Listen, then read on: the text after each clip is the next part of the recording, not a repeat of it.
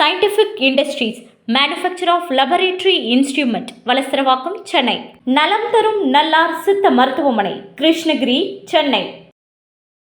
வள்ளுவம் நேயர்களுக்கு வணக்கம். அரசியல் பேசு நிகழ்ச்சிக்கு உங்களை வரவேற்பதில் மகிழ்ச்சி. நம்முடன் இணைந்திருக்கிறார் எழுத்தாளரும் அரசியல் விமர்சகருமான திரு ராம்கி அவர்கள். சார் வணக்கம். சார் வணக்கம். நல்லா இருக்கீங்களா சார்? நல்லா இருக்கேன் சார். தற்போதைய சூழலில் அரசியல் களம் சூடு பிடித்திருக்கிறத நம்ம பார்க்குறோம். எல்லா அரசியல் கட்சிகளும் விருப்ப மனு வாங்குற அளவுக்கு அரசியல் களம் சூடு பிடிச்சிருக்கிறது. 4 முனை போட்டி யாருக்கு சாதகமாக இருக்கிறது என்ற ஒரு கேள்வி இயல்பாக எழ தோணுகிறது. எப்படி பார்க்குறீங்க? 4 முனை போட்டி அப்படிங்கிறது இப்போ நீங்கள் ரீசெண்டாக அண்ணாமலை தான் கன்ஃபார்ம் பண்ணியிருக்காருன்னு நினைக்கிறேன். 4 முனை போட்டி தான் அப்படின்னு சொல்லும்போது அவர் சொல்கிறதுக்கு அவ்வளோ பெரிய வெயிட்டேஜ் இருக்குது. அது வரைக்கும் நம்ம நிறைய வியூகங்களை பேசிட்டு தான் இருக்கோம். இன்னும் 100 நாள் தான் இருக்குது. ஸோ இன்றைய அளவில் பார்த்தீங்கன்னா 4 முனை போட்டி யார் அப்படிங்கிறத நம்ம யாருக்கு சாதகம் சொல்கிறக்கூடிய அளவில் இன்றைக்கி இல்லைன்னு தான் சொல்ல முடியும். ஏன்னா 4 முனை போட்டின்னு சொல்கிறாங்க, ஆனால் ஒவ்வொரு முனையிலையும் வந்து கன்ஃபார்ம் ஆயிடுச்சா அப்படிங்கிறது ஒரு பெரிய கேள்விக்குறியா இருக்குல்ல. இவர் என்ன அர்த்தத்தில் வந்து அண்ணாமலை சொல்கிறாரு, அவர் இப்போ விஜய் தலைமையிலான ஒரு கூட்டணி வரும் அப்படிங்கிற அர்த்தத்தில் சொல்றாரு. சீமான் தலைமையிலான ஒரு கூட்டணி வரும் அப்படின்னு சொல்ல, அப்படி அந்த அர்த்தத்தை தானே இருக்கிறோம். 4 முனை கூட்டணினாலே அப்படிதான். ஸோ அப்படி இருக்கும்போது விஜயே வந்து ஒரு கூட்டணி அமைப்பாராங்கிறது தெரியல. அவரே வந்து யாரை எந்த கட்சி சேர்த்துக்கலாங்கிற ஒரு இதில் இருக்காரு. சீமான் வந்து அவர் தனித்து தான் போட்டியிட போறாரு. ஸோ எந்த அர்த்தத்தில் அண்ணாமலை சொல்றாருன்னு எனக்கு தெரியல. பட் 4 முனை போட்டி அப்படிங்கிறது நம்ம சொன்னால் கூட அது உண்மையிலே 2 முனை போட்டி தான். ஆக்சுவலாக திமுக தலைமையிலான ஒரு அணி, அதிமுக தலைமையிலான அணி. நீங்கள் சமீபத்தில் பொதுக்குழு கூட அவங்க தெளிவாக சொல்கிறாங்க, தேசிய அளவில் இந்திய அளவில் தேசிய அளவில் என்டிஏவோட தலைவராக பாஜக இருந்தாலும் பாஜக தமிழ்நாட்டில் அதிமுக தலைமை ஏற்றுக்கொண்டுள்ளது கிளியராக பொதுக்குழு தீர்மானம் சொல்லுது. ஓகே. ஸோ தமிழ்நாட்டில் அதிமுக தலைமையிலான ஒரு அணி, திமுக தலைமையிலான ஒரு அணி. ஸோ இந்த 2 அணி தான் நேரடியான போட்டி இப்படி தான் இருக்கும். ஸோ இதில் எந்த அணி வந்து சாதகமாக இருக்குங்கிறத இன்றைக்கி நம்ம சொல்ல முடியாது. ஏன்னா நிறைய விஷயங்கள் வந்து கிரவுண்டில் என்ன நடக்குதுங்க நிறைய பேர் மிஸ் பண்ணுறாங்க. ஒரு ஒட்டுமொத்தமாக ஒரு பர்செப்ஷன் அடிப்படையில் திமுக ஒரே வலுவாக இருக்குது, எல்லா ஓட்டு கணக்கெல்லாம் போட்டு, ஆனால் அதெல்லாம் வந்து மக்கள் மத்தியில் செல்லுபடி ஆகாது. சாதாரண ஒரு இயல்பான ஒரு தேர்தல் சூழல்லையே வந்து இப்படி ஒரு சூழலில் இருக்கும்போது உங்களால் ப்ரெடிக்ட் பண்ண முடியாது. ஆனால் இன்னைக்கு விஜய்ங்கிற ஒரு ஃபேக்டர் ஒன்று இருக்குது. ஓகே. நான் திரும்ப இந்த 2026 சூழலை வந்து 2006 சூழலோட தான் கம்பேர் பண்ணுவேன். ஏன்னா அன்னைக்கு வந்து விஜயகாந்த் வந்து கட்சி ஆரம்பித்து உள்ளே வர்றாரு. ஓகே. இப்போ அவருக்கு வந்து ஒரு எதிர்பார்ப்பு இருந்தது. 2வது அவர் ரொம்ப தீவிரமாக முன்வைத்தது வந்து திமுக எதிர்ப்பு, அதிமுக எதிர்ப்பு. ரொம்ப போல்டாக சொன்னார், 2 பேரும் ஒன்று தாங்க. நீங்கள் அந்த காலகட்டங்கிறது ரொம்ப முக்கியமானது. 2006ங்கிறது திமுகவும் அதிமுகவும் பீக்கில் இருந்த காலம். ஓகே. ஏன்னா தமிழ்நாட்டில் வந்து ஆட்சியில் இருக்குது அதிமுக. அவங்க மேலே ஒன்றும் ஆன்டி இன்கம்பன்ஸுக்கான ஃபேக்டர் இது இல்லை. 2004 இருந்தது. அவங்க எம்பி எலெக்ஷன்னு அதெல்லாம் சரி, அவங்க இந்த பலியிடுதலேருந்து ஆரம்பித்து நிறைய விஷயங்களை சொல்லி அதெல்லாம் ரிவர்ஸ் பண்ணிட்டாங்க. ரிவர்ஸ் பண்ணதுக்கப்புறம் மக்கள் மனதில் ஒரு நல்ல அபிப்பிராயம் தான் இருந்தது. ஸோ அதனால் 2006 அந்த ஆட்சி அந்த எலெக்ஷனுக்கு முன்னாடி அதிமுகவுக்கு பெரிய எதிர்ப்பு இல்லை. ஓகே. கலைஞர் வந்து மேலே திமுகவில் அங்கே வந்து மன்மோகன் சிங் கவர்மெண்ட்டில் இருக்காங்க. ஸோ இப்போ அவங்க மேலேயும் ஒரு பெரிய குறை சொல்கிற மாதிரி எதுவும் இல்லை. ஸோ திமுகவும் அதிமுகவும் வந்து 2மே இயல்பான சூழலில் தேர்தல் எதிர்கொள்கிறாங்க. பெரிய அளவுக்கு எதிர்ப்புகள் இல்லை. அந்த நேரத்தில் வந்து விஜயகாந்த் வந்து என்ன சொல்கிறாருன்னா, இவர் 2 பேருமே ஊழல், 2 பேரும் கொள்ளையடிச்சாங்க, ஒவ்வொரு இடத்துலையும் ஒவ்வொரு ஊர்லையும் போய் சொன்னார். ரொம்ப ஃபோர்ஸ்ஃபுல்லாக பேசினார். ஓகே. ஸோ அப்படி பேசினால மக்களே வந்து கன்ஃபியூஸ் ஆகிட்டு தான் சொல்ல முடியும். அப்படி தான். ஆனால் ரிசல்ட் நம்ம பார்த்தது யாருமே 100 இடங்கள் பெற முடியல. ஐயா விஜயகாந்துக்கு வந்து 12% 13% சொன்னாங்க, 8% தான் கிடச்சிது. அவர் மட்டும் தான் ஜெயிச்சு வந்தார். ஸோ அவர் வந்து ஒரு மாதிரி எல்லாத்தையும் களைச்சி போட்டார், ஆட்டத்தை களைச்சி போட்டார். ஸோ அந்த மாதிரியான ஒரு விஷயம் இந்த நடக்கிறதுக்கான நிறைய வாய்ப்பு இருக்குது. ஸோ யாருமே வந்து 100 கூட அடிக்க முடியாமல் தடுமாற சூழல் நீங்கள் வரத்துக்கு நிறைய வாய்ப்பு இருக்குது. எப்பன்னா விஜயகாந்த் போல் விஜயும் வந்து களத்தில் போய் இறங்கி அவரும் கடுமையாக திமுகவையும் பாஜக தரப்பையும் கடுமையாக எதிர்த்து பேசினார்னா அதுக்கு நடக்கும். ஓகே. அது வந்து இன்னைக்கு நடக்குமாங்கிறது தெரியல. அதனால் இன்னைக்கு சூழலில் நம்மளால் ஒரு முடிவு வர முடியாது. இன்னும் 100 நாள் இருக்குது. பட் எப்படி இருந்தாலும் போட்டி என்பது திமுக தலைமையிலான கூட்டணிக்கும் அதிமுக தலைமையிலான கூட்டணி தான். வேறு வழியே கிடையாது. இதை தாண்டி வேறு ஆப்ஷனே கிடையாது. Okay sir. இதில் கூடுதலாக இன்னொரு கேள்வி என்னன்னு பார்த்தீங்கன்னா, விஜய் அவர்கள் தெளிவாக சொல்கிறாரு, உங்களுக்கும் திமுகவுக்கும் தான் போட்டி அப்படின்னு சொல்கிறாரு.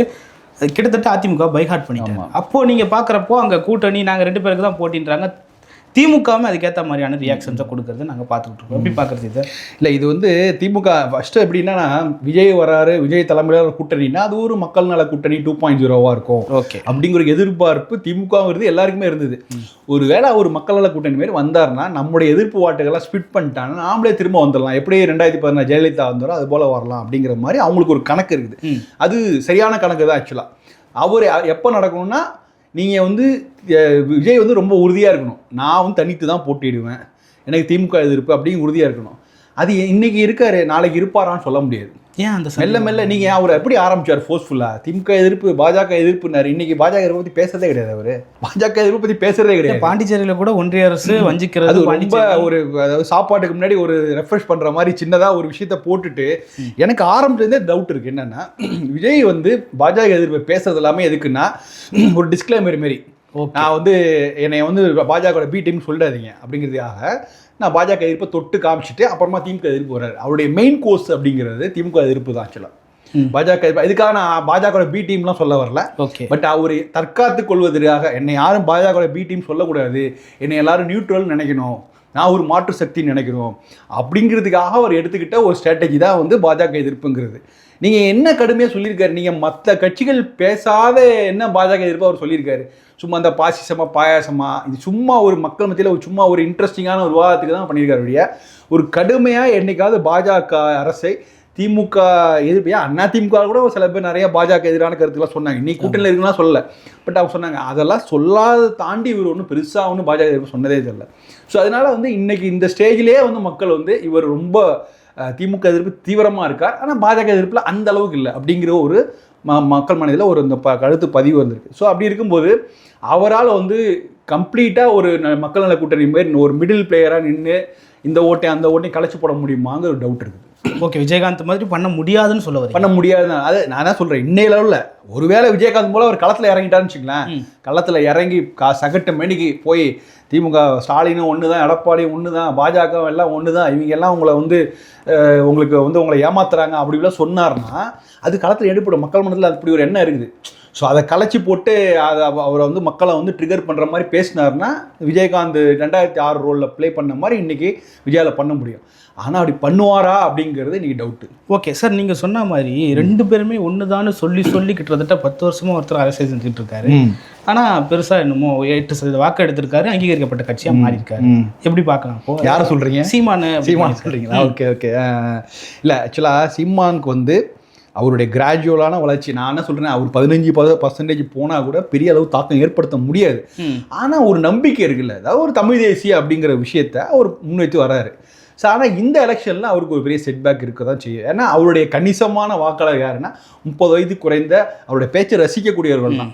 சீமான் ரசிகர்கள் தான், சீமான் என்கிற பேச்சாளருடைய ரசிகர்கள் தான். ஸோ அந்த ரசிகர்கள் கணிசமான பகுதி ஸ்பிட் ஆகி அதில் பெரும்பாலான பகுதி விஜய்க்கு போகிறது வாய்ப்பு இருக்குது. ஏன்னா விஜயே வந்து அவர் சீமான் வளர்ப்பில் வளர்ந்தவர் தானே, அவரே வந்து சீமான் அண்ணன் தம்பி அப்படிலாம் சொல்லி வளர்ந்தவர் தானே. இயல்பாகவே விஜய் ரசிகர் மத்தியில் சீமான் மேலே ஆரம்பத்தில் ஒரு அபிப்பிராயம் இருந்தது, நல்ல அபிப்பிராயம் இருந்தது. அவர் எங்கள் அண்ணன் அப்படின்லாம் சொன்ன நல்ல காலம்லாம் இருந்தது. இன்றைக்கி அவங்க எதிர்ப்புதிராக நிற்கிறாங்க, அது வேறு விஷயம். பட் அன்னைக்கு இருந்த அப்படி அதோட தொடர்ச்சியாக வரும்போது அது கணிசமாக அந்த பகுதி அப்படியே விஜய் எடுத்துகிட்டு போயிட்டார். ஸோ அப்படி இருக்கும்போது சீமானுக்கு இந்த எலெக்ஷனில் ஒரு பின்னடைவு தான். ஆரம்பத்திலே அவர் ஸ்கோர்லேருந்தே கொஞ்சம் பின்னடைவாக தான் ஆரம்பிக்கிறாரு. பட்டு அடுத்தடுத்து அவர் பேசின விஷயங்கள், பெரியார் பற்றி பேசினார், பெரிய லைம்லைட்டில் வந்தார். அப்போ திடீர்னு இன்றைக்கி ஆர்எஸ்எஸ் கூட்டத்தில் போய் பேசுகிறாரு. அவர் பேசுறதுல எந்த முழுமையாக உடன்படக்கூடிய விஷயந்தான். அவர் பாரதியார் பற்றி பேசுனது எல்லாமே ஏற்றுக்கொள்ள வேண்டியதான். ஆனால் அவர் எங்கே பேசுகிறாருங்கும்போது அது ஒரு நெகட்டிவ் விமர்சனம் வரும். ஸோ எந்த அளவுக்கு அதுக்கு வாக்குகளை கொண்டு வந்து சேர்க்கும். இப்போ நீங்கள் வந்து ஒரு காம்ப்ரமைஸ் மோடில் போக ஆரம்பிச்சிட்டீங்க அப்படிங்கிறது தான் இருக்குதுல்ல. நீங்கள் தனித்துவாக பேசி நான் தனியாக நிற்கிறேன் அப்படின்னு சொல்லும்போது அதுக்கு வந்த வாக்குகள் வேறு. அதாவது நான் சுருக்கமாக சொன்னால் தமிழ் தேசிய வாக்குகளே முன்னாடி அப்படியே மொத்தமாக சீமானுக்கு வந்தது, இன்றைக்கி அவங்க யோசிப்பாங்க. ஸோ அதனால் இன்றைக்கி வந்து குறையும் சீமானுடைய வாக்குகள். அதுக்காக சீமானுடைய எதிர்காலமே போயிடுச்சு அப்படிலாம் நான் சொல்ல வரல. அவர் இன்னும் ஸ்ட்ராங் பிளேயராக நிஜமான 3வது அணின்னு சொன்னால் நான் சீமானை தான் சொல்லுவேன். விஜய் வந்து வருவார் போவார், அது சொல்ல முடியாது. அவருடைய ஸ்டாண்ட் என்னன்னு கிடையாது. தமிழ்நாட்டில் திமுக அண்ணா திமுக தவிர்த்து ஒரு மாற்று அணி, பாஜக காங்கிரஸ் தவிர்த்து ஒரு மாற்றுன்னு சொன்னால் அது நிச்சயமாக சீமான் தான். நானே ஒரு விவாதத்தில் சொன்னேன், சீமான் தான் அப்போ அரசியலில் சூப்பர் ஸ்டார் அப்படின்னா சீமான் தான். ஏன்னா அது ரொம்ப கஷ்டமான விஷயங்க. எல்லாம் நீங்கள் அதுக்கு அந்த கருத்துக்கு உடன்படுறீங்க? நிச்சயமாக உடன்படுறேன். டு சர்டன் எக்ஸ்டென்ட் சில விஷயங்களில் நான் ஏற்றுக்கொள்ளனாலும் பொதுவாக பார்க்கும்போது இன்றைய அளவில் தமிழ்நாட்டில் அரசியலில் சூப்பர் ஸ்டார் சீமான். ஏன்னா நீங்கள் எல்லாருக்கும் பொதுவானதாக இருக்கணும்.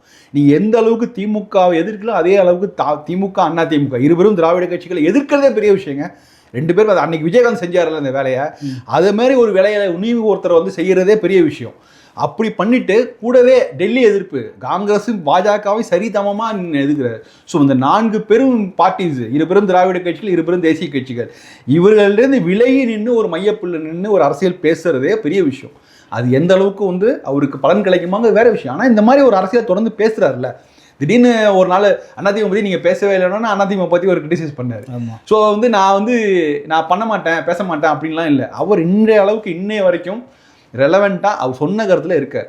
ஸோ இதுக்கு கூடுதலாக வாக்கு கிடைக்குமாலாம் தெரியாது. ஆனால் அந்த அரசியல் ஸ்டாண்ட் பாயிண்ட்டுங்கிறது நிலைப்பாடுங்கிறது ரொம்ப முக்கியம். அதில் ரொம்ப தெளிவாக இருக்கிறத தான் பார்க்குறேன். பார்ப்போம் இன்றைக்கி எந்த அளவுக்கு அவருக்கு கிடைக்குதுன்னு. ஆனால் அவருக்கு கிடைக்கக்கூடிய போன எலெக்ஷன்லேயும் இந்த எலெக்ஷன் அவர் கூடுதலாக வரணும், வந்திருக்க வேண்டியது, அதுதான் நியாயம்.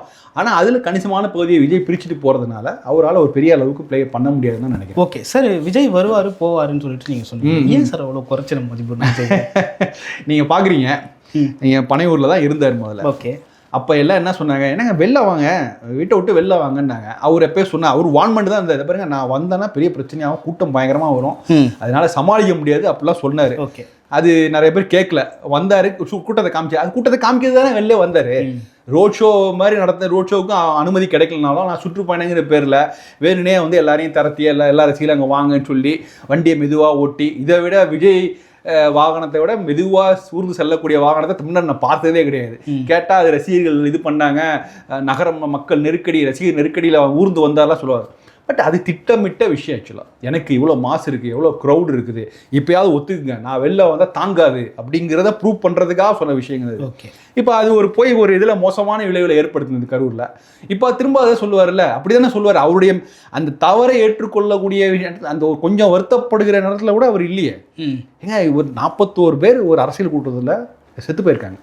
நீங்கள் அரசியல் கூட்டம்னு விடுங்க, தமிழ்நாட்டில் ஏதோ ஒரு சம்பவம் நடக்குது, ஏதோ ஒரு குண்டு வெடிப்போ ஒரு கொலை ஏதோ நடக்குது, அங்கே யாருமே ஒரே ஸ்பாட்டில் 41 பேர் செத்ததே கிடையாதுங்க. ஆமாம், இப்படி ஒரு சம்பவம் நடந்திருக்குது. அதுக்கு நேரடியாக மறைமுகமோ காரணம் அவர் தானே. அவர் ஆக்சுவலாக நீங்கள் என்ன வேணாலும் சொல்லலாம், அவங்க இங்கே இது இல்லை, அவங்க சரியான அமைப்பு செய்யலை, அரசு செய்யலை, அது இதெல்லாம் சொன்னால் கூட அடிப்படையில் ஒரு சாமானியன் மனசில் ஒரு கொஸ்டின் வருது இல்லை. ஏங்க, 41 பேர் இன்றைக்கி ஒரு சரியான டயத்துக்கு வந்ததுனால 41 பேர் இருந்திருப்பான். இன்றைக்கி இவர் லேட்டாக இதோட லேட்டாக வந்தாலும் இருந்திருப்பான். இல்லை, இவர் வந்துட்டு எனக்கு கூட்டமாக அதிகமாக இருக்குது, என்னால் வர முடியாது அப்படி சொல்லாத 46 பேர் இன்றைக்கி உயிரோட வந்திருப்பான். வந்துட்டு கூட்டத்தை பார்த்துட்டு மக்களே ரொம்ப கூட்டமாக இருக்குது, என்னால் நான் பேச முடியாது, இன்னொரு நாள் வரேன், நீங்கள் சேஃபாக வீட்டுக்கு போகணும்னு ஒரு வாரம் சொல்லியிருந்தா கூட குறைந்தபட்சம் ஒரு சில பேரையாவது காப்பாற்றிருக்கலாம். இதுதானே சாமானியன் நினைப்பான். கட்சியெல்லாம் தாண்டி நினைக்கிறான், அவன் தான் அப்படி நினைப்பான். உயிர் 41 உயிர். இதுக்கான எந்த விஷயங்களையும் இவங்க அதை பேசுனதே கிடையாது.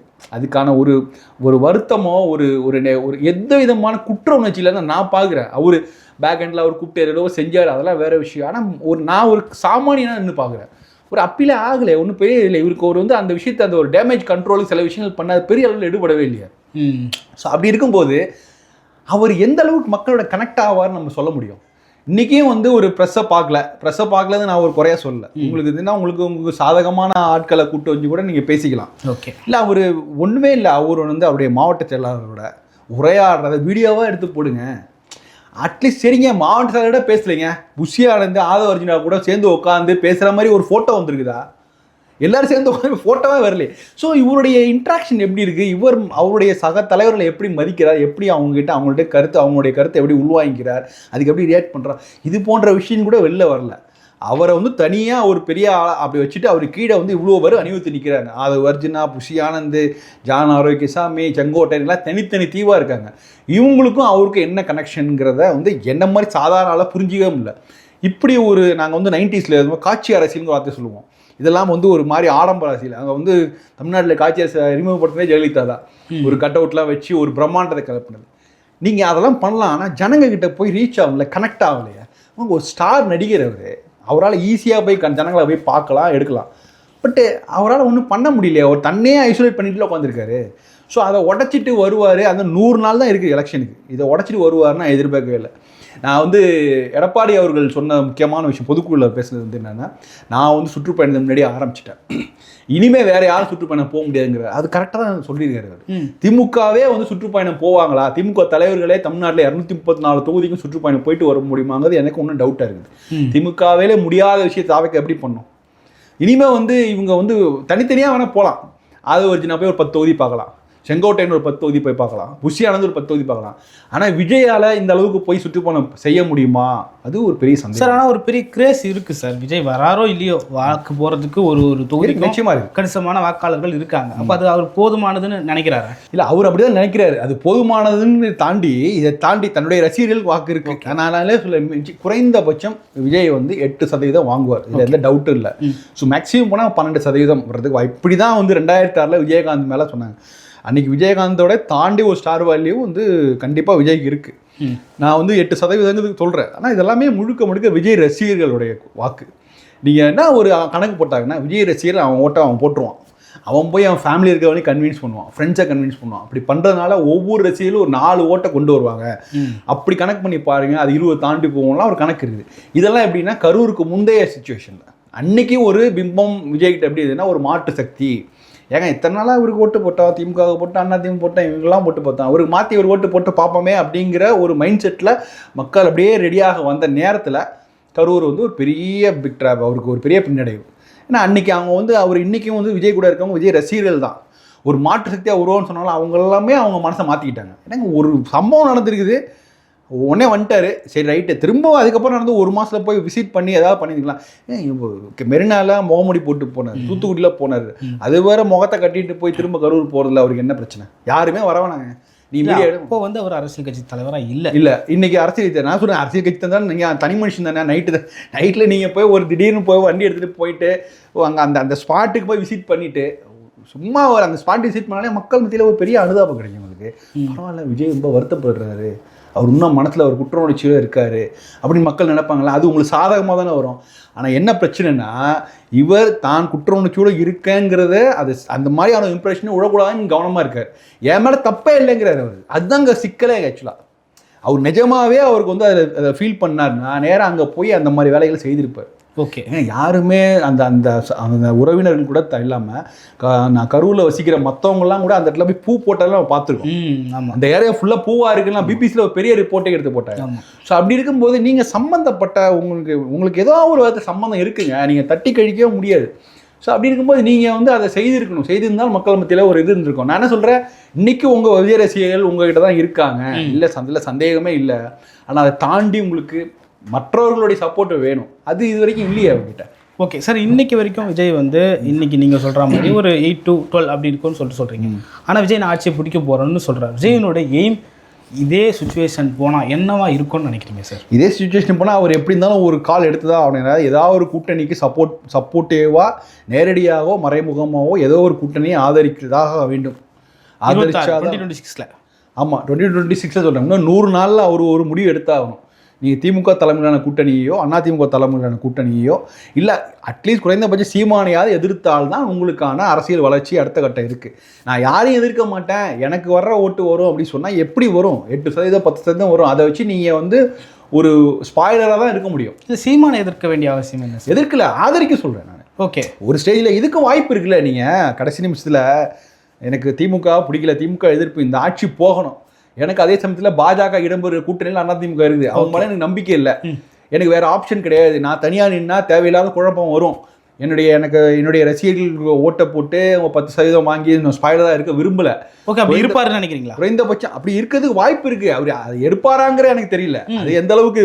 ஓகே, பட் அதுக்கு ஒரு ஆப்ஷன் இருக்குது. நீங்கள் போய் எங்கள் சீமான் வந்து அவர் தெளிவாக ஒரு அரசியலில் இருக்கார், ஒரு தனித்துவமான சக்தியாக இருக்கார், திமுக அதிமுக விலகி இருக்கார், இந்த தேர்தலில் சீமானை ஆதரிங்க, அடுத்த தேர்தலில் நான் இருப்பேன் அப்படின்னு சொல்கிறதுக்கு வாய்ப்பு இருக்குது. அவர் செய்வாரான்னு தெரியாது. இப்படி ஒரு ஆப்ஷன் எடுத்தாலும் வச்சுக்கலாம், விஜய் ரசிகர்களை தாண்டி மற்ற அந்த மாற்று சக்தின்னு சொல்லிட்டு இருந்து ஒதுங்கி நான் வேடிக்கை பார்த்தாங்க. கரூர் சம்பவத்தை கூட ஒதுங்கி போனாங்க. அவங்க கூட வந்து சரிப்பா நல்ல ஸ்டாண்டு தான்ப்பா அவர் எடுத்திருக்காரு, பரவாயில்ல, அவர் யதார்த்தத்தை புரிஞ்சுக்கிட்டாரு, நாளைக்கு தனியாக நின்னா ஓட்டெல்லாம் ஸ்பிட் ஆகி தேவையில்லாமல் வந்து எதிர்பாராத விளைவுகள் வரும் அப்படின்னு புரிஞ்சுக்கிட்டு நம்ம ஓட்டெல்லாம் கொஞ்சம் கன்சல்ட் ஆகி சீமான் பக்கம் போகிறது நல்லது தானே அப்படின்னு நினைக்கக்கூடிய ஆட்களும் வருவாங்க. ஸோ ஒரு சேஞ்ச் வரும். நீ இதே போக்கில் இதே சூழல் மெயின்டைன் ஆனிச்சுன்னா அவர் வந்து எடுப்படாது சார். ஒருவேளை விஜய் எந்த சுச்சுவேஷனோட நம்ம இப்படியே தான் போகணும், தனிச்சு தான் நிற்கணும், 2026 ஆட்சியை பிடிக்கணுன்ற ஒரு எய்மோட போகிறாரு. ஒரு வேளை நீங்கள் சொல்கிற மாதிரி ஒரு 8 to 12% மட்டுமே ஓட்டு வாங்கப்படுகிறதுனா 31 தேர்தல் வரைக்கும் விஜய் கட்சியை நடத்தி அவ்வளோதான். இல்லை அவ்வளோதான். நீ 8% 10% வாங்கி என்ன பண்ண முடியும் சார்? நெக்ஸ்ட் 31ல அவங்க சிஎம் நீங்கள் அதெல்லாம் ஒன்றும் வாய்ப்பே கிடையாது. நீங்கள் எப்போவுமே ஆண்டவன் மக்கள் உங்களுக்கு ஒரு வாய்ப்பு தான் கொடுக்குறாங்க. நீங்கள் அந்த எலெக்ஷன் நீங்கள் ப்ரூவ் பண்ணல. விஜயகாந்த் மட்டும் நிறைய வாய்ப்புகள் கொடுக்குறாங்கல்ல. இல்லை விஜயகாந்த் என்னக்கா, விஜய்க்கு என்ன வித்தியாசம்னா, விஜய் இந்த தேர்தலில் போட்டிடுறதா கொஞ்சம் கன்ஃபார்மாக சொல்லிட்டோம். அவர் சொல்கிறதே கொஞ்சம் ஏமாற்ற முயற்சி தான். மதுரை கிழக்கு விஜய், மதுரை திருப்பம், இதெல்லாம் சொல்கிறது அவர் ஏதாவது ஒரு தொகுதியில் நிற்கணும். விஜயகாந்த் செய்தார். அவர் தேடி போய் அங்கே நின்று தனியாக நின்று வட தமிழ்நாட்டில் வந்து எல்லாரையும் களத்தில் நின்று ஜெயிச்சு வந்த போது மக்களுக்கு ஒரு நம்பிக்கை இருந்தது. நீங்கள் ஆஃப்டர் 2006 அப்புறம் ஒரு எஃபெக்டை பாருங்களேன். 2016 நின்று பிரிச்சார், எல்லாரையும் பிரிச்சார். 8% ஓட்டு தான் வாங்கினார். அதிகமாக அவர் எதிர்பார்த்த விட கம்மியாக தான் வாங்கினார். எல்லா இடத்துலையும் அவருடைய கட்சி வேட்பாளர் தோற்று போனாங்க. ஆனால் அவர் ஜெயிச்சு வந்தபோது ஒத்த ஆளாக வந்திருக்காங்க அந்த ஆள். சரி, இந்த ஆளுக்கு வந்து நம்ம வந்து சப்போர்ட் பண்ணணுன்ட்டு தான் ஆஃப்டர் 2026 அப்புறம் 2000க்கு அப்புறம் மக்கள் வந்து அவருக்கு கணிசமான ஆதரவு வந்துச்சு. அதுதான் 2011 அவர் அலைன்ஸை போக வச்சுது.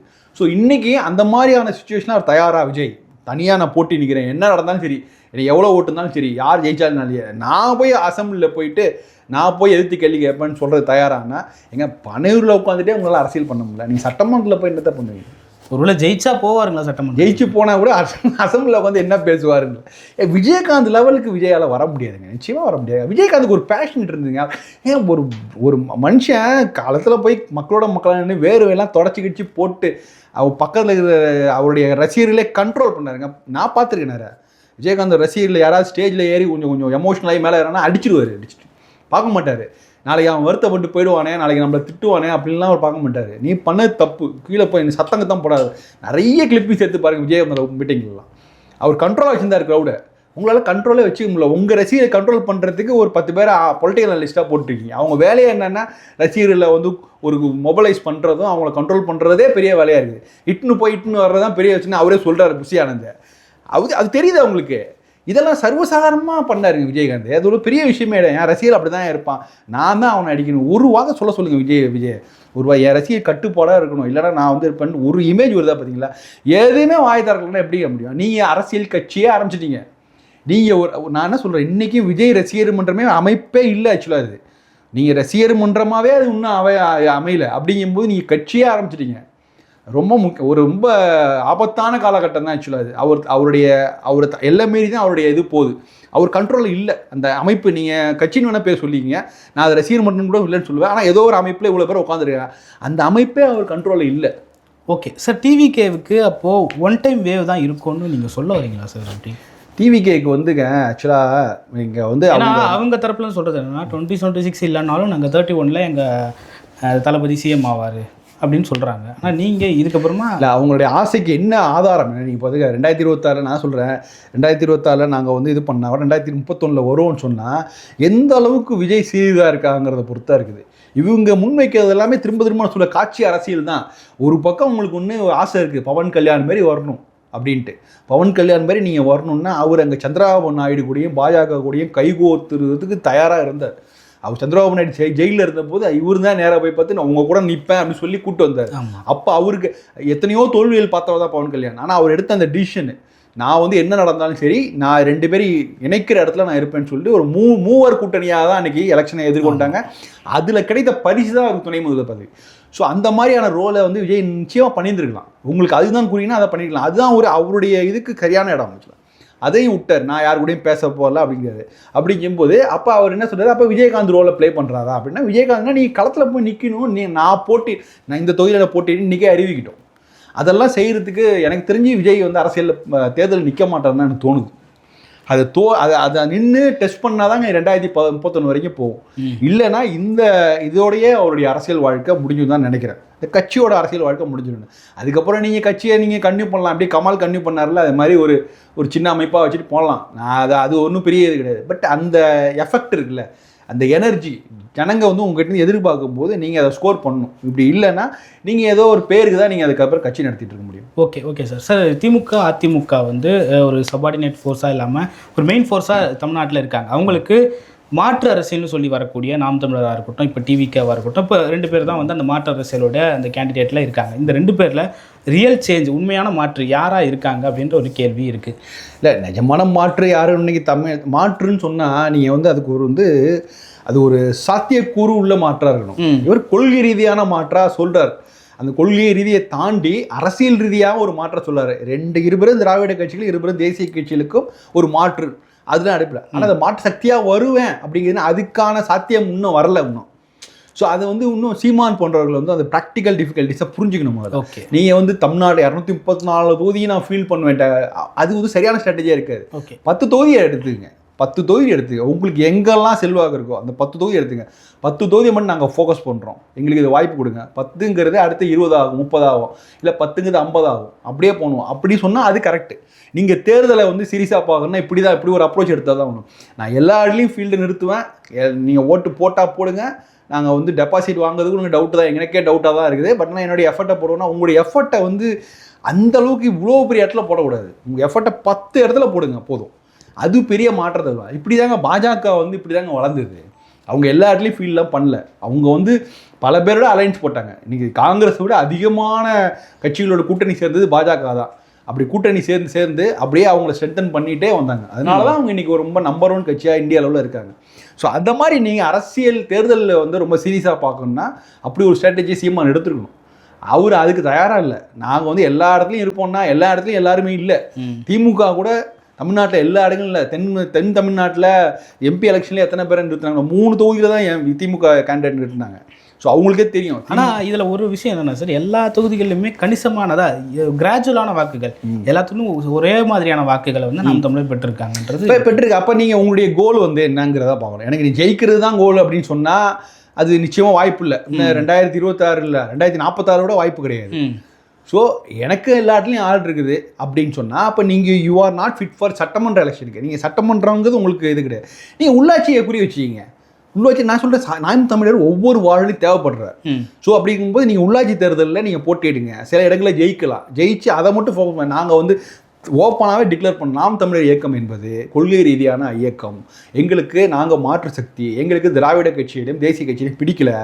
நாங்கள் சட்டமன்றம்னா நிச்சயமாக தோற்று போவோம். அதனால் சட்டமன்றத்துலேருந்து நாங்கள் இன்னும் நிற்க போகிறதில்ல, பாராளுமன்றத்துலேயும் நாடாளுமன்றத்துலையும் நிற்க போகிறதில்ல. எங்களுடைய இலக்கு உள்ளாட்சி அமைப்புகள் தான், உள்ளாட்சி தேர்தலில் மட்டும் நிற்போம் அப்படின்னு ஒரு ஸ்ட்ராட்டஜி எடுத்தாலே அதுவே பெரிய சேஞ்சஸ் கொண்டு வரும். ஓகே சார், இதெல்லாம் பார்க்குறப்போ நீங்கள் சொல்லியிருந்தீங்க ஏற்கனவே 2026க்கு அப்புறமா விஜயனோட வேவ் குறைஞ்சிரும்னு சொல்லிட்டு, நாம் தமிழரோட வேவும் அப்படியே அதே போல் இல்லை. அதான் ஒருவேளை விஜய் ஃபேக்டர் பெருசாலாம் எடுபடலைன்னா திரும்ப சீமான் வரதுக்கு வாய்ப்பு இருக்குது.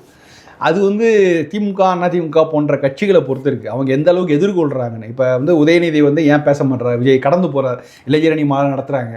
ஆனால் அதில் விஜய் பற்றி, ஏன்னா அவங்க தானே த்ரெட்னி ஃபேக்டர். எப்போல்லாம் திமுக இளைஞரணியை சுறுசுறுப்பாக ஆக்குதோ அப்போல்லாம் யாராவது ஒருத்தவங்க புது வரவு அரசியல் இருந்ததுன்னா அப்போ உடனே இளைஞரணியை சரி பண்ணுவாங்க. 2006 இதான் பார்த்துட்டு இருந்திருக்கும். ஸோ அப்போ இன்னைக்கு இளைஞரணி மாநாடை மண்டலமாக நடத்துறதுக்கு காரணம் என்னென்னா கணிசமான இளைஞர்கள் வாக்கு விஜய்கிட்ட போங்கிற ஒரு த்ரெட்னிங் ஃபேக்டர் இருக்கிறதுனால தான் அவங்க அதை பண்ணுறாங்க. அப்படி பண்ணும்போது நீங்கள் நேரடியாக வெளிப்படையாக சொல்ல வேண்டியதானே. மறைமுகமாக சொல்கிறாங்க சார், நிறைய ஒரு வார்த்தை சொல்லியிருக்காரு அவர் தான். அது பத்தாதுங்க. நீங்கள் அதாவது திமுகவில் பெரியவர்கள் இருக்காங்கல்ல, அவங்க சொல்கிற ஃபார்முலாவே பேசியிருக்காரு. நாங்கள் ஆரிய கூட்டம் திராவிட சுவரை இடிக்குது, ஒரு செங்கலை கூட உருவ விட மாட்டோம், இதெல்லாம் இளைஞரணி பேச வேணாம். மற்றவங்க பேசுவாங்க, திமுக இருக்காங்க எல்லாரும் பேசுவாங்க. RSS பார்லேருந்து ஆரம்பித்து அதுக்கு ஒரு பெரிய நிறைய தலைவர்கள் அவங்க பேசிட்டோம். இதை எப்படி இளைஞரணி எப்படி எதிர்கொள்ளனா, எங்கள் தலைவர்கள் வகுத்துருக்காங்க, ஒரு செங்கலை கூட உருவ விட மாட்டோம்னு அவங்க சொல்கிறாங்க, அதை நாங்கள் களத்தில் செய்வோம் அப்படின்னு அதை ஆக்ஷன் ஓரியன்டாக மாற்றணும். நாங்கள் களத்தில் போய் இதை விஜயின் மாரியான ஃபேக்டர்ஸ் மக்களை திசை திருப்போம், நாங்கள் திசை திருப்பாமல் இதை பார்த்துப்போம், அரணாக இருப்போங்கிற மாதிரியான ஆக்ஷனும் என்ன செய்ய போகிறோங்கன்னு சொல்லணும். இவரும் மற்றவங்க பேசுகிறதே இளைஞரணி மாநாட்டில் நாங்கள் விடமாட்டோம், அதை பண்ண மாட்டோன்னா 4 வருஷமாக தான் நீங்கள் பேசிகிட்டு இருந்தீங்க. திரும்ப 100 நாளுங்க அதை பேசியிருந்தீங்கன்னா மக்கள் எப்படி ஏற்றுப்பாங்க? ஸோ அதனால் அதெல்லாம் நீங்கள் வெளிப்படையாக உங்களுடைய த்ரெட் ஃபேக்டர் தான் தெரியும் போது நீங்கள் வெளிப்படையாக விஜயை எதிர்க்க ஆரம்பிங்க. அப்படி எதிர்க்க ஆரம்பிச்சின்னா அப்போ ஓரளவு மாற்றம் வரும். அப்போ மற்ற பார்ட்டிகள் என்ன நினைப்பாங்க, இவங்க 2 பேரும் சண்டை போடுறாங்க, மற்றவங்களுக்கு கொடுப்போங்கிற மாதிரி அப்போ சீமானுக்குலாம் வாய்ப்பு இருக்குது. இப்போ இன்றைக்கி இருக்கிற சூழலில் ஒரு பெரிய குழப்பமான நிலைமை தான். ஆனால் எப்படி பார்த்தாலும் ஜனங்க ரொம்ப தெளிவாக இருப்பாங்க. எப்போவுமே 2 போட்டி தான், இருதுருவ அரசியல் தான் தமிழ்நாட்டில் இருக்குது. இதை இவங்க தவிர்ப்பதற்காக இவங்க புதுசாக சொல்லுவாங்க, திமுகவுடைய போட்டியாளர் அதிமுக தான், அதிமுக போட்டியாளர் திமுக தான், பாஜகவோட போட்டியாளர் காங்கிரஸ் தான், காங்கிரஸுக்கு போட்டி பாஜக தான். ஆனால் இதெல்லாம் அவங்க என்ன பண்ணுவாங்க, நம்ம வளரணும், நம்மளுடைய அந்த ஏரியா நம்மளுடைய கம்ஃபர்ட் ஜோனை தாண்டி வளர்ந்ததுக்காக இவங்களே ஒரு உருவகம் பண்ணிட்டு விஜய்க்கு போட்டி சீமான் தான் எடுத்துக்கலாம். நிச்சயமாக விஜய்க்கு போட்டி சீமான் தான். அப்படி விஜய் நினச்சாருன்னா உண்மையிலே ஆரோக்கியமான அரசியல் ஆக்சுவலாக அது ஆரோக்கியமான அரசியல். அப்போ அப்படி நினைக்க ஆரம்பித்தாருன்னா நான் வந்து சரியாக இருக்கேன், நான் இன்னொரு 10 ஆண்டு காலம் அரசியல் இருப்பேன்னு ஒரு நம்பிக்கை கொடுக்குற விஷயமா நான் பார்க்குறேன் அதை. விஜய் இப்போ சீமானை பற்றி விஜய் பேசினாலும், விஜயை வந்து சீமான் வந்து கடுமையாக எதிர்த்து பேசினாலும், ஸோ இவங்க 2 பேரும் நடுவில் நாங்கள் இன்னொரு 10 ஆண்டு காலம் அரசியலை கொண்டு போகிறோம்னு ரொம்ப தீவிரமாக இருக்காங்க. சீமான் எதிர்க்கிறாரு, ஆனால் விஜய் தரப்புலேருந்து ஒரு எதிர்ப்பும் இல்லை. அது என்னென்னா அவங்க ஓவர் கான்ஃபிடென்ட். அதான் சொல்லுனேன், இந்த ஓவர் கான்ஃபிடென்ட் திமுக கிட்ட இருக்குது. நமக்கு போட்டி அதிமுக கிடையாது, நமக்கு போட்டி பாஜக தான் அப்படிங்கிற ஓவர் கான்ஃபிடென்ட். பாஜகவுக்கும் எங்கள் போட்டி காங்கிரஸ்லாம் கிடையாது, நம்ம போட்டி திமுக தான். ஏன் நீங்கள் உங்கள் பிளேயரை, உங்கள் ரோல் என்ன, நாடாளுமன்றத்தில் தான், நாடாளுமன்றம் தான் உங்கள் ரோல், இது சட்டமன்றம் தான் ரோல். உங்களுக்கு போட்டியாளர் இருக்குது. இதை தாண்டி நான் இதெல்லாம் தாண்டி வளர்ந்துட்டேன் அப்படிங்கிற அந்த ஓவர் கான்ஃபிடென்ட் தான் விஜயை வந்து திமுக எதிர்ப்பையும் பாஜக எதிர்ப்பெல்லாம் முன்வைக்குது.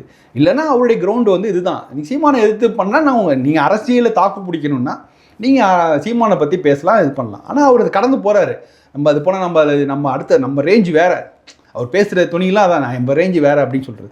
அப்போ உங்கள் ரேஞ்சு வேணும்னா இது கன்சிஸ்டண்ட்டாக பண்ணுங்கள். நீங்கள் எப்படி திமுக எதிர்க்கிறீங்களோ அதே மாதிரி பாஜகவை எதிருங்க. ஓகே, அதில் ஏன் குறைக்கிறீங்க? அது கொஞ்சம் ஒரு தட்டு இப்படி குறையுது இல்லை, அது உங்களுடைய நம்பகத்தன்மையை கேள்வியாகும். ஓகே சார், கடைசி ஒரு கேள்வி. விஜய் தனியாக நிற்கிறதுனால 4 முனை போட்டி உருவானா ஆளும் கட்சிக்கு சாதகமாக இருக்கும்னு சொல்லிட்டு எல்லாருமே பேசுகிறாங்க. ஒருவேளை மீண்டும் திமுகவை ஆட்சி அமைக்கிறதுக்கான வாய்ப்புகள் இருக்கா? இருக்குது. அது அகைன் இதுலேயும் திரும்ப விஜயோட செயல்பாடுகளை பொறுத்தா இருக்குது. ஓகே, என்ன எதிர்பார்க்கனா விஜயோட திமுக எதிர்ப்பு ஓட்டுகள் வந்து ஸ்பிட் ஆகிடுச்சுன்னா, விஜய் கொஞ்சம் போய் அண்ணாதிமுகலாம் போணுச்சுன்னா நமக்கான அடிப்படை வாக்கு வங்கிங்கிறது நமக்கு வந்துடும் அப்படின்னு இவங்க சுற்றி வளைச்சு சொல்கிறது என்னென்னா, தலித் மக்கள் சிறுபான்மை வாக்கால் சிந்தாமல் சிறாமல் எங்கள் பக்கம் வந்து விட்டால் நாங்களால் வெற்றி பெற முடியும் அப்படின்னு திமுக கூட்டணி ஒரு கணக்கு. ஓகே, ஸோ அதற்கு வாய்ப்பு இல்லை. விஜய் அதை தான் பிரிக்கிறாரு. விஜய் பிரிக்கிறார். நீங்கள் எல்லாமே கணக்கு போடுவாங்க, சமூக அடிப்படையில் கணக்கலாம். அதெல்லாம் வந்து ஒரு ஸ்டேஜில் இந்த எலெக்ஷன் பரபரப்பு மக்கள் அதெல்லாம் பார்க்க மாட்டாங்க. எனக்கு என்ன பண்ணீங்க அதான் பார்ப்பாங்க. எத்தனை நாள் இந்த கணக்கு போட முடியும்? நாடாளுமன்ற இதில் இந்த கணக்கு போடுவாங்க. ஏன்னா பாஜகங்கிற ஒரு threatening factor for minorities. Okay, அப்போ அவங்க என்ன நினைப்பாங்க, அதை எதிர்ப்பதற்கு நம்ம யாருக்கூட கூட்டணி சேர்ந்து நம்மளோட எதிர்ப்பை காமிக்கணும் அப்படின்னு நினைக்கிறது வாய்ப்பு. நாடாளுமன்ற தேர்தல் இந்த கணக்கில் இருக்கும். சட்டமன்ற தேர்தலுங்கிறது வாழ்வாசாவா மாதிரி ஆக்சுவலாக யார் பவருக்கு வரதுங்க அந்த நேரத்தில் போய் என் சமூக கணக்கு இதெல்லாம் போட்டு பாருங்கள் பாஜகவோட கூட்டணி இருக்கிறதுனால அதிமுக போட மாட்டேன் அப்படிலாம் மக்கள் நினைக்க மாட்டாங்கன்னு நினைக்கிறேன். இங்கே இன்றைக்கி திமுக என்ன செஞ்சுருக்குது, என்ன செய்ய போகுது, என்ன அஷூரன்ஸ் கொடுத்தாங்க, அதை வச்சு தான் வேல்யூவேட் பண்ணாங்க இல்லையா. இல்லை பாஜக கூட இருக்கிறதுனால அதிமுக போட மாட்டேன் அப்படின்னு மக்கள் நினைக்க மாட்டாங்கன்னு நான் நினைக்கிறேன். அப்போ வந்து அசம்பிளியில் நடந்தது போல் ஜெனரல் எலெக்ஷன் நடக்காது. பார்லிமெண்ட்டில் நடந்த மாதிரி இங்கே அசம்பிளிஸ் டோட்டலி டிஃப்ரெண்ட். அது நம்ம வந்து அது ஜனங்க ஒவ்வொரு களத்துலேயும் கிரவுண்டில் என்ன நடக்குது அதை பொறுத்து தான் இருக்கும். அடிப்படையில் நீங்கள் கிரவுண்டில் போய் பார்த்தீங்கன்னா திமுகவும் அதிமுக ஒன்று தான். ஒரு கான்ட்ராக்ட் எடுத்து 2 திமுக கான்ட்ராக்ட் இருந்தால் 2 அதிமுக கான்ட்ராக்ட் இருப்பாங்க. இவங்களுக்கு இல்லைன்னா இவங்களுக்கு அப்படின்னு தான் இருக்கும். அங்கே போயிட்டு கொள்கைகள்லாம் கிடையாது. டெல்டாலெல்லாம் பார்த்தீங்கன்னா நான் டெல்டா போய் சேர்ந்தவன், பாஜக கிடையாது. அங்கே சும்மா திரும்ப போய் பாஜக எதிர்ப்பு நாங்கள் பாஜகவே கிடையாது. இல்லாத இடத்துல போயிட்டு நீங்கள் எதிர்ப்புங்கம்மோ என்ன நீங்கள் கட்டமைக்கிறீங்கன்னா அதை எதிர்த்தா எனக்கு ஓட்டு வரும், இங்கெல்லாம் கன்சல்ட் வரும் கூட போடுற கணக்கு தான் அது. இதை மக்கள் புரிஞ்சிருப்பாங்கல்ல. ஸோ அதனால் அதெல்லாம் ஆக்சுவல் இஷ்யூஸ் போடுறதான் கணக்கு. இன்றைக்கி நாங்கள் ஓப்பனாக சொல்லணும், நாங்கள் இவ்வளோ தூரம் ட்ரை பண்ணாங்க, நான் உங்களுக்கு இவ்வளோ ப்ராமிஸ் கொடுத்தோம், இவ்வளோ திமுக தேர்தல் அறிக்கை தான் ஒன் ஆஃப் த பெஸ்ட் தேர்தல் அறிக்கை 2021 கொடுத்தது தான். தமிழ்நாட்டு அரசியல் வரலாற்றில் பெஸ்ட் தேர்தல் அறிக்கை தான். அதை மட்டும் எடுத்து வச்சுக்கிட்டு இதெல்லாம் நாங்கள் பண்ணோம், இதெல்லாம் எங்களால் பண்ண முடியல, இது காரணம் இதான் அப்படின்னு சொல்லி ஓப்பனாக மக்கள்கிட்ட பேசினாலே மக்கள் கன்வின்ஸ் ஆகி திமுக ஓட்டு போடுவாங்க. நீங்கள் அதெல்லாம் பண்ணாமல் மறைச்சிட்டு நாங்கள் நல்லா பண்ணியிருக்கோம், நாங்கள் நிறைய சாதனைகள் பண்ணியிருக்கோம், நாங்கள் சொன்னதை விட நிறைய பண்ணியிருக்கோம்னு சொல்லும்போது இப்போ மக்கள் மத்தியில் ஒரு சந்தேகம் வரும். ஓகே சார், பல்வேறு கருத்துக்களை பகிர்ந்து கொண்டீங்க. மற்றும் ஒரு காலம் சந்திப்போம். நன்றி. நிச்சயமாக நன்றி.